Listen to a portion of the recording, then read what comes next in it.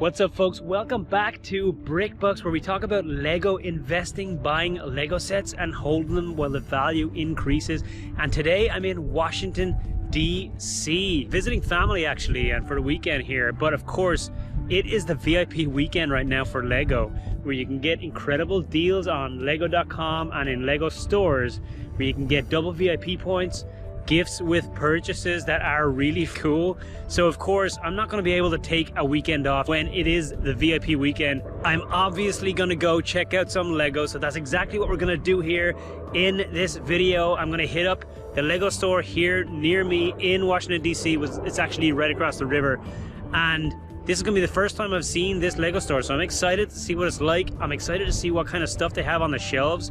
It is, it's holiday season right now, and just like my last video where I talked about stuff being out of stock on the Lego.com website, there are also stock problems in Lego stores, and they're running out of some stuff, particularly in certain themes and certain sets. They are disappearing off the shelves, and they can't replenish them quickly enough. So I'm excited to go and check out that situation in the store and see kind of what stuff they're running out of. But more importantly today, since it is VIP weekend, I'm going to go see if I can pick up a great deal. There are a couple of gift with purchases that I want to pick up, so I'm going to go check that out, and there's also double VIP points. So I'm not sure yet what set that I'm going to buy, but more than likely I'm going to walk out of the store today with something. So let's go and see what that is like. First, I'm going to take a quick walk around here, soak up a little bit of Washington, D.C. before we head to the Lego store.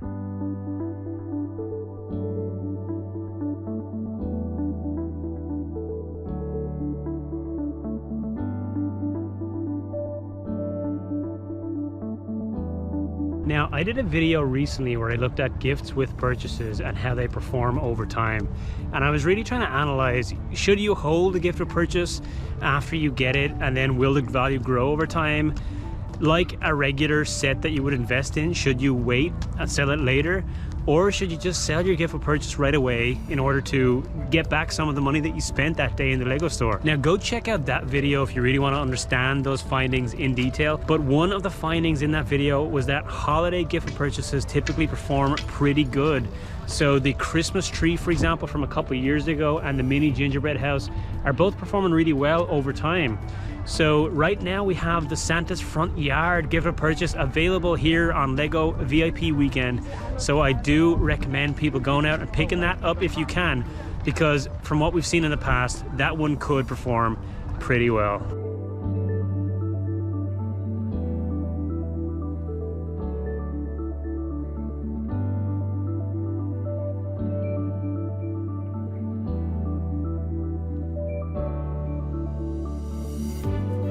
Just pulled up outside of the Lego store here at the Pentagon, just across the river from Washington, D.C. So with gifts or purchases, you spend a certain amount on Lego sets, and then you get some free gifts with your order, and later you can resell those gifts. You could actually resell them right away to recuperate some of the money that you spent on buying the Lego sets. So let's say, for example, you have to spend $100 on Lego to get a free gift, but later you can sell that gift for something like 40, 50, 60, and even higher than that in some cases. And then of course you're getting your Lego that you bought that day pretty much for half price in some cases. And when you get double VIP points as well, which is around 10% of your order back in points, and if you get 2 gift for purchases, or sometimes even more than that, you can sell all of those. At times, I've gotten Lego completely for free. When we had the Monster Book of Monsters stacking with Amelia Earhart and the Easter Bunny Carrot House, it's free Lego because you sell all of those gifts for the same amount that you're spending on the Lego sets in the store. Now you can still only get a handful each trip to the Lego store, so bring friends and family, try and get out a couple times and do whatever you can to stack up. With the Monster Book of Monsters, I got about 36 of them at that point, and and they're now at $75, and I think they're going to continue to climb. And that was a free gift with purchases at the start of this year.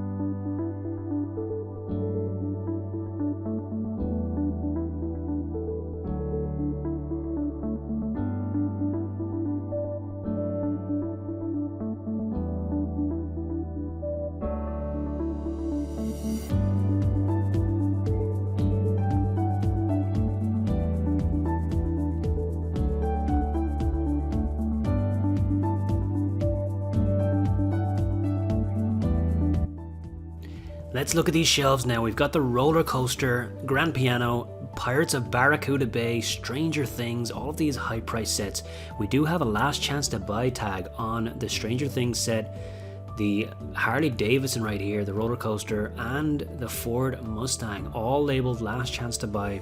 Up top here we have Old Trafford and Coliseum, Assembly Square, Corner Garage, Police Station, and Bookshop. So 4 of the modular buildings in stock.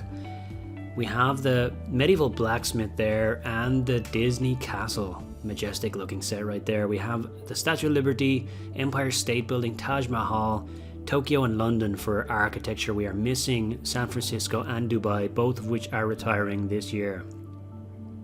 Down bottom we've got the Fender, Sesame Street, and then a handful of the Lego art sets with Mickey Mouse, Harry Potter, Marilyn Monroe, and the Beatles. Then we've got the Friends apartment set, Mickey and Minnie, and the Nintendo block. Ninjago City Gardens is here, the Water Dragon. A lot of the lower priced Ninjago sets were missing from the shelves here. And then looking at Harry Potter, we have Hogwarts Icons and Hogwarts Castle, Chamber of Secrets, Harry and Hermione buildable. And a few of the lower price sets, but all of them are newer sets. The older stuff is already gone from these shelves.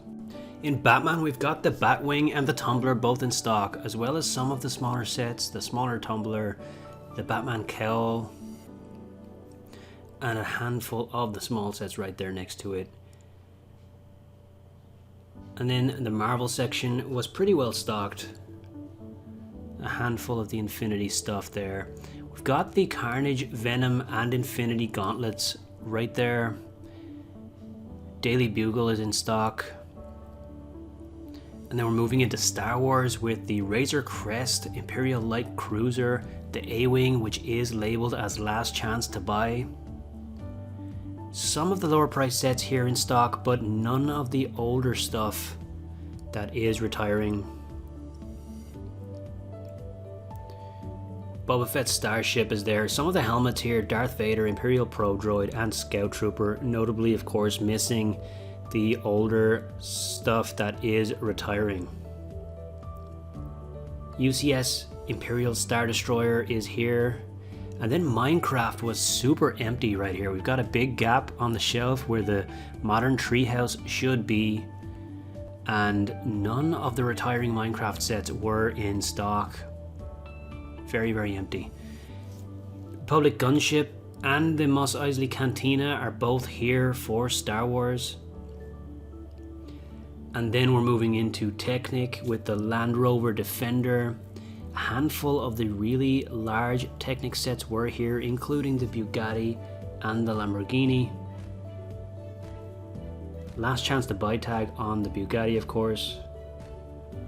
And then some of the lower price stuff down below here, including the Ford Raptor.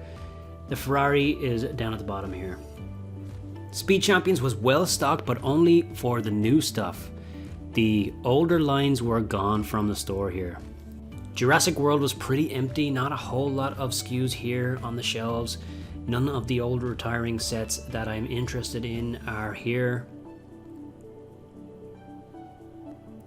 And then we have Friends down at the end, and once again a lot of the newer sets in stock. Now I'm pretty sure I know what I'm going to pick up as part of my VIP weekend deals, so let's go check out.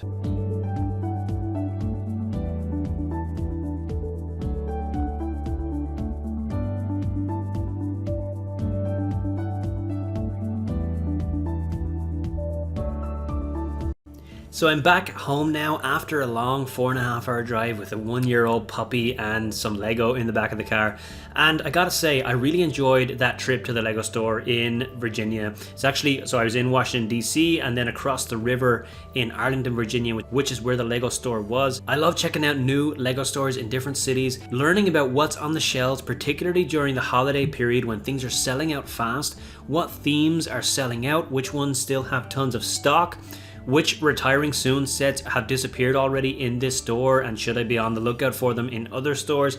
different things are running through my mind as a Lego investor when I'm walking through a Lego store, particularly at this time of year. The VIP weekend, of course, was a ton of fun as well. They had some great opportunities there, and the Santa's front yard gift with purchase I'm a huge fan of. Holiday season gift with purchases typically do really well when compared with other gifts with purchase, so I have high hopes for this as a investment. I'm probably going to hold it for at least a year and sell it next Q4. Now, I wasn't able to get high quantities of them. Of course, it is hard to do that in the Lego store with buy limits and gift with purchase limits and things like that. So you would need multiple people and to go on multiple different days to get high quantities. But if this set sells for $60 or $70, then you're going to be getting, let's say, $40 back after fees off of the $170 you needed to spend to get the Santa's front yard gift with purchase. It makes a pretty good discount on whatever set you chose to buy that day. For me, that was the Stranger Things upside down set. Now, I've talked about this in the past. I compared it to the Jurassic Park T-Rex Rampage and the UCS A-Wing from Star Wars. Stranger Things was my favorite out of those three. Remains to be seen if it does do better than those two in terms of appreciation over time, but in my opinion it is an incredible set and it will be highly demanded, particularly in 2022 when the next season of Stranger Things comes out. Typically at a $200 price point, I don't tend to go extremely deep on them, but I do buy a few. I think I've bought 5 of the Stranger Things sets at this point.